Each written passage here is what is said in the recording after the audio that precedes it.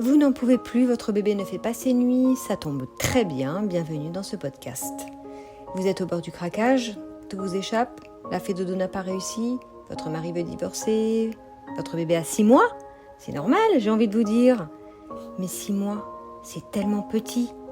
Vous n'allez pas aimer ma réponse, mais en réalité, j'ai envie de vous dire, arrêtez de répondre aux exigences du monde.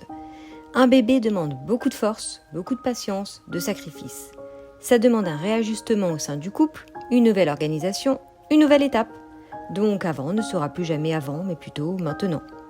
Oui, peut-être que votre voisine a son enfant qui dort, mais la plupart des enfants et la plupart des bébés ne dorment pas 6 mois. C'est une utopie qui vous mange de l'intérieur, qui ruine votre couple et qui détruit votre vie. C'est douloureux de penser que tous les bébés de 6 mois dorment la nuit. Disons que c'est un phénomène à la mode ces derniers temps. Chacun son propre rythme. Il y a des petits dormeurs et des gros dormeurs. Ne vous mettez pas la pression.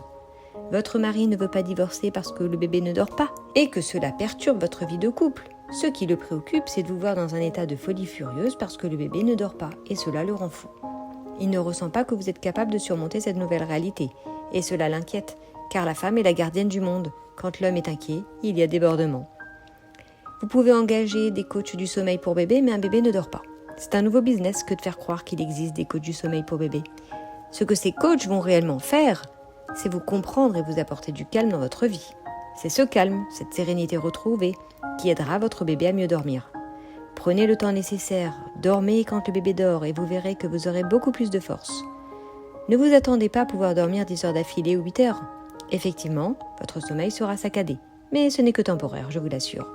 Vous pouvez demander de l'aide à votre famille ou à des babysitters pour récupérer de la force. Il est important de vous faire aider. Accordez-vous un an pour vous réorganiser. Faites preuve de patience et de douceur envers la vie. Acceptez cette nouvelle existence comme un cadeau et évitez de devenir une perfectionniste obsessionnelle en exigeant que chaque repas soit parfait et que la maison soit impeccable. Ne vous transformez pas en superwoman.